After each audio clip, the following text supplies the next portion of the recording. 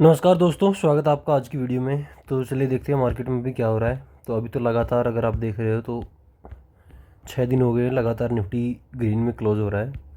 तो यही मार्केट है अभी 2-3 हफ्ते पहले ही अगर हम वीकली चार्ट देखते हैं तो 1-2-3-4 हफ्ते पहले ही आप सोशल मीडिया पे चले जाए, ट्विटर पे, टेलीग्राम पे, यूट्यूब पे कहीं भी चले जाएँ तो लोग ऐसे पागल हो रहे थे कि क्रैश आ गया, क्रैश आ गया, ये हो गया, वो हो गया, दुनिया तबाह हो गई। और अभी सिर्फ 6-7 दिन के अंदर या मान लो 2 हफ्ते के अंदर ही अभी लोग ये बोल रहे हैं कि एक नया बुल रन आ गया, एक नया बुल रन आ गया। अभी सब लोग खुश हैं। तो यही होता है मार्केट में, कब ट्रेंड चेंज हो जाए कुछ पता नहीं लगता। ठीक है, यहाँ बैठकर सबको लग रहा था कि कब ये जो डाउन ट्रेंड है ये कब चेंज होगा, कब अच्छे दिन आएंगे। तो अभी अच्छे दिन आ गए हैं, बट अच्छे दिन कब तक चलेंगे वो देखने की बात है। तो मेन चीज़ हमने यही देखनी है कि क्या ट्रेंड चेंज हुआ है। जब तक ट्रेंड चेंज नहीं हुआ है, जब तक अच्छे दिन नहीं आएंगे, ये अच्छे दिन ज़्यादा देर तक चलेंगे नहीं। ठीक है, ये जो अच्छे दिन अभी तक चल रहे हैं ये कब तक चलेंगे ये नहीं पता हमें। ठीक है, इसका एग्जांपल हम पीछे भी देख सकते हैं। जब 2021-22-23 में करेक्शन आई थी तो ये अच्छे दिन आते थे बीच बीच में। ये देखो, ये आए, ये आए। ठीक है, उसके बाद मार्केट फिर गिरा। तो ये अच्छे दिन कब तक रहेंगे हमें ये देखना है। तो सबसे पहले डाउ थ्योरी का इस्तेमाल अगर हम करते हैं तो डाउ थ्योरी क्या कहती है कि हायर हाई हायर लो की फॉर्मेशन अगर बनाता है तो डाउ थ्योरी वीकली पे देखती है। तो हमें सबसे पहले वीकली चार्ट पे देखना है, closing weekly chart and closing basis के ऊपर। ठीक है, तो डाउ थ्योरी के हिसाब से अगर मैं देखूं तो ये एक हाई था। ठीक है, ये लो थे बट ये सिग्निफिकेंट लो नहीं थे। ठीक है, यहाँ टाइम स्पेंड नहीं हुआ। एक सिग्निफिकेंट लो इसको कहेंगे हम, उसके बाद एक सिग्निफिकेंट हाई इसको कहेंगे। ठीक है, उसके बाद ये भी एक हाई था, ये एक हाई था। ठीक है, ये एक लो था, ये एक लो था, ये एक हाई था। बट क्योंकि टाइम स्पेंड नहीं हुआ, कम से कम 4 वीक एक होता है कि अगर हम किसी भी हाई या किसी भी लो को सिग्निफिकेंट लो या हाई मान रहे हैं तो 4 वीक उसके आसपास प्राइस मूव किया हो। तो अगर हम यहाँ देखते हैं तो 1 2 3 4 कि हाँ 3-4 वीक यहाँ प्राइस घूमा है अगर हम कैंडल चार्ट लगा के देखें तो। बट यहाँ अगर हम देखते हैं तो ये सिर्फ 2 वीक का ये वाला ये जो हाई है ये 2 वीक में बन गया, ये हाई भी 2 वीक में बना। ठीक है, तो हमें एक सिग्निफिकेंट हाई और सिग्निफिकेंट लो चाहिए होते हैं। तो ये हाई था सिग्निफिकेंट, देन सिग्निफिकेंट लो था ये, देन सिग्निफिकेंट हाई था ये, उसके बाद एक सिग्निफिकेंट लो यहीं बना है। ठीक है, अभी एक ये भी हाई है। ठीक है, रेजिस्टेंस तो ये भी होगा, रेजिस्टेंस ये भी होगा। बट अब इस सिचुएशन में प्रॉब्लम ये आ गई कि अगर वीकली में निफ्टी इसके ऊपर क्लोज करता है, ठीक है, या इसके ऊपर क्लोज करता है, तो कब हम ये देखेंगे कि डाउ थ्योरी के हिसाब से डाउ थ्योरी में ये सही है या ये सही है। क्योंकि डाउ थ्योरी में डाउ ने जो सर डाउ थे उन्होंने कोई टाइम फ्रेम नहीं दिया था। ये जो हम 4 वीक का मान के चलते हैं कि 4 वीक का एक हाई या 4 वीक का लो होना चाहिए, वो हमने खुद ने बनाया है। ठीक है, सिग्निफिकेंट लो या सिग्निफिकेंट हाई की जो हमने बात की वो हमने खुद लाए हैं हम। डाउ थ्योरी में ये कहीं भी नहीं है कि इतने वीक के अंदर लो या हाई बनना चाहिए। तो ये सबके ऊपर है। ठीक है, कुछ एनालिस्ट इसको भी हाई मान के चलेंगे, ठीक है, और कुछ इसको भी सिग्निफिकेंट हाई मान के चलेंगे।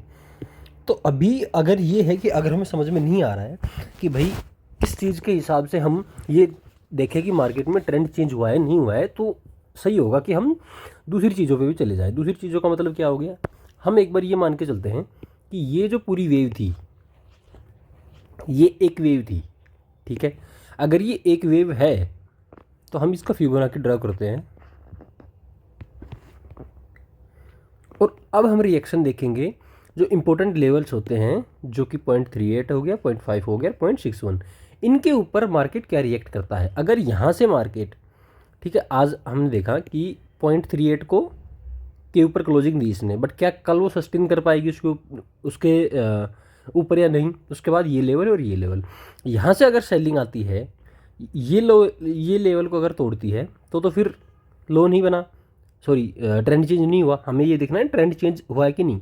डाउ थ्योरी के हिसाब से अभी ये हमारे पास दिक्कत क्या आ रही है कि हमारे पास 2 लेवल्स आ रहे हैं, ये लेवल आ रहा है, ये लेवल आ रहा है। तो कौन से लेवल को माने।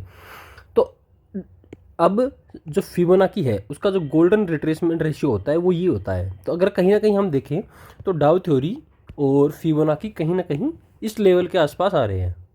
ठीक है, यहाँ तो ऑन ए सेफर साइड अगर मैं कहूँगा कि मार्केट बुलिश है तो मुझे चाहिए कि 24,650 के ऊपर वीकली क्लोजिंग हो मार्केट।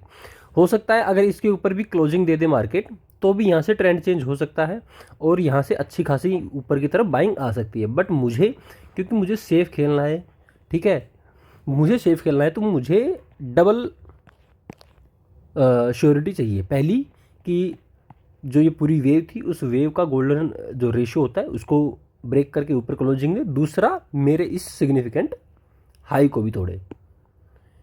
तो ये सब तो हाँ, दो चीज़ें हमें चाहिए, ठीक है, ये लेवल और ये कहीं ना कहीं पास आ रहे हैं, तो तब मैं कहूँगा कि मार्केट प्योर बुलिश हो गया।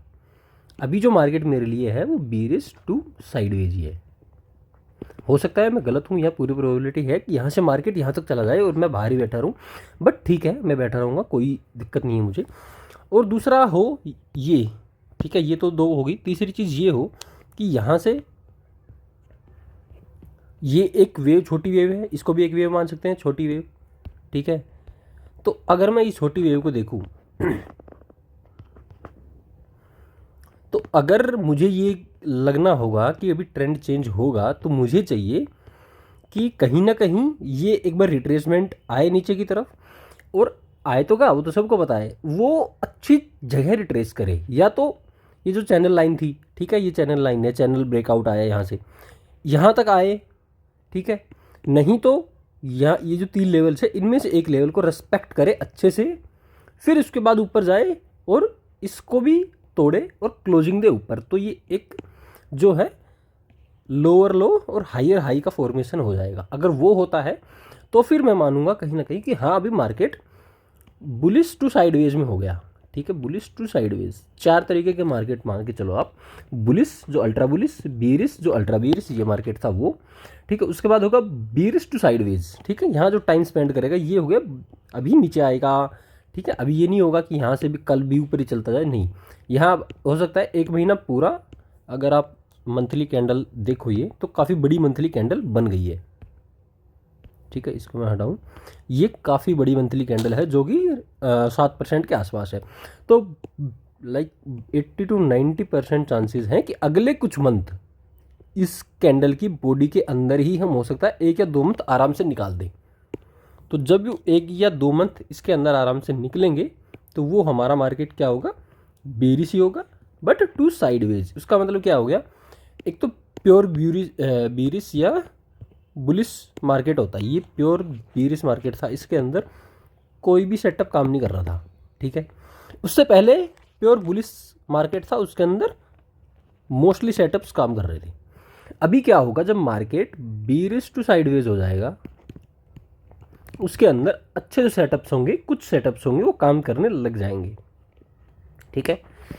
इसके अंदर आप 80 to 90% इन्वेस्टेड रह सकते हैं अगर आप ट्रेडर हैं तो भी, बट आपको टाइम देखना बहुत ज़रूरी होगा कि किस टाइम आपको जल्दी से प्रॉफिट बुकिंग कर लेनी है। अब जैसे मैं यहाँ घुसा था, ठीक है, 5 तारीख के बाद, थोड़ा बहुत मान लो 25% मैंने अपने अकाउंट की यहाँ पोजिशंस ली।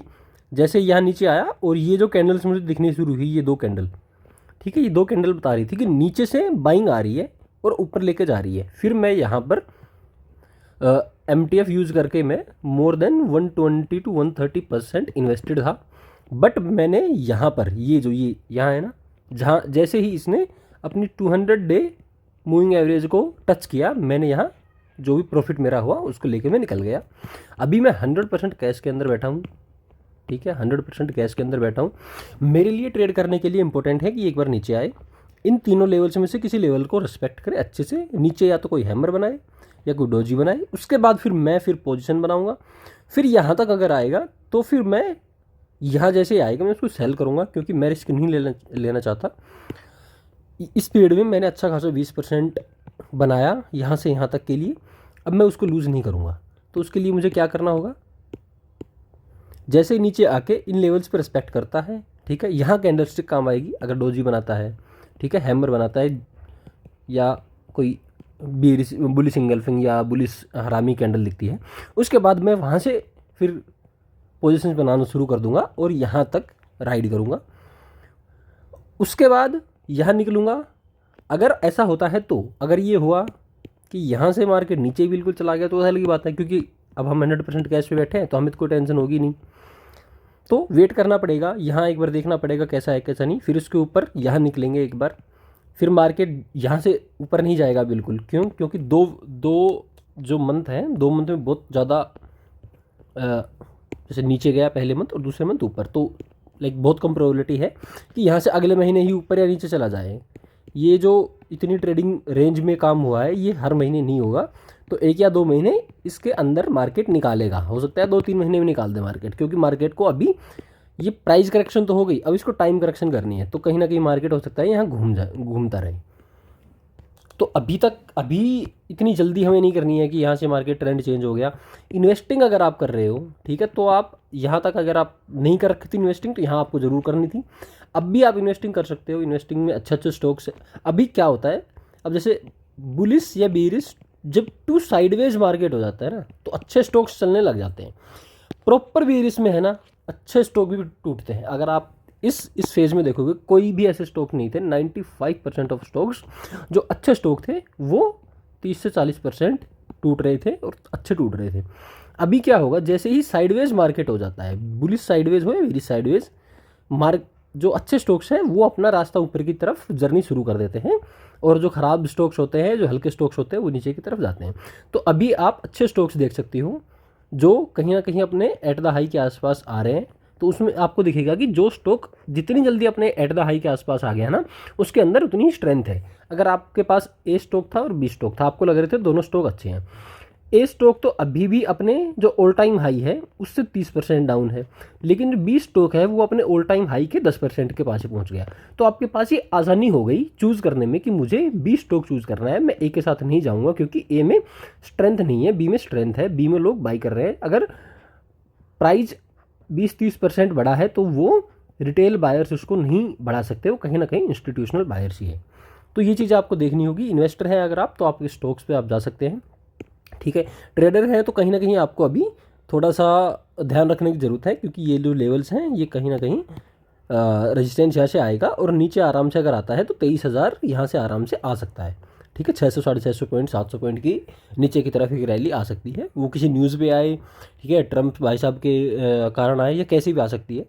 और उसके बाद देखेंगे कि क्या यहाँ से अगर नीचे आके एक लोअर हाई, हायर हाई और हायर लोज की फॉर्मेशन अगर होती है, तो फिर उसके हिसाब से हम देखेंगे अभी क्या करना है क्या नहीं करना। बट अभी तक मार्केट में यही है कि यहाँ से अभी थोड़ी करेक्शन आएगी नीचे की तरफ। ट्रेडर हैं तो आप अपॉर्चुनिटी ढूंढिए शॉर्ट साइड में। अगर आपको दिख रहा है जैसे ये अभी एक डोजी की तरह है, ठीक है, बट ये प्रॉपर डोजी नहीं थी। तो ऐसे मोटा मोटा ये है कि अभी ट्रेडिंग अगर आप कर रहे हो तो प्रॉफिट बुकिंग कर लेनी चाहिए आपको। प्रॉफिट जो है वो आपके बुक करो अभी। ये नहीं होगा कि यहाँ से ही मार्केट चलता जाएगा, ठीक है। एफआईआई की बाइंग आ रही है, जो एफआईआई की बाइंग आती है तो मार्केट ऐसे चलता है, बट ये बाइंग जब रुकेगी तो मार्केट थोड़ा नीचे आएगा, और अगर मार्केट यहाँ से 2% गिरेगा तो स्टॉक यहाँ से 5-10% आराम से गिर जाएंगे।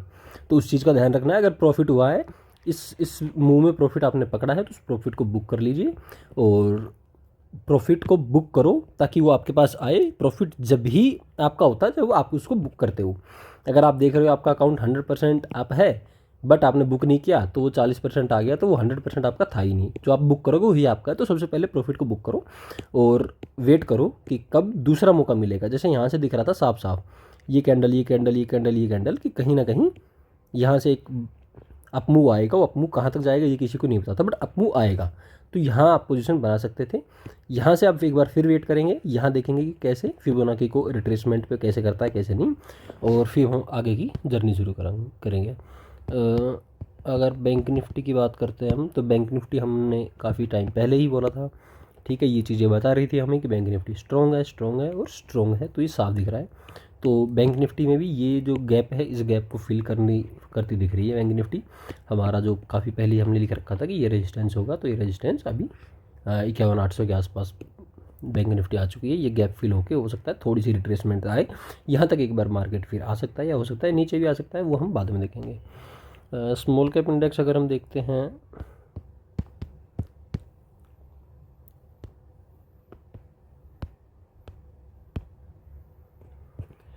स्मॉल कैप इंडेक्स में भी ये एक थोड़ा सा डिस्टोर्टेड सा स्लोपी बाउंड्री वाला इनवर्स हेड एंड शोल्डर था, बट स्मॉल कैप में भी हमें ये देखना होगा कि ये स्मॉल कैप का जो मूव था इसका 61% अगर उसके ऊपर मार्केट क्लोज होता है तो मेरी तरफ से तो तभी स्मॉल कैप में बुलिश होऊंगा मैं जब ये 17,650 के ऊपर सस्टेन करेगा। तो आई होप आपको कुछ नया सीखने को मिला होगा। अगर वीडियो अच्छी लगी है तो लाइक कीजिएगा, कमेंट कीजिएगा, सब्सक्राइब कीजिएगा चैनल को। Thank you.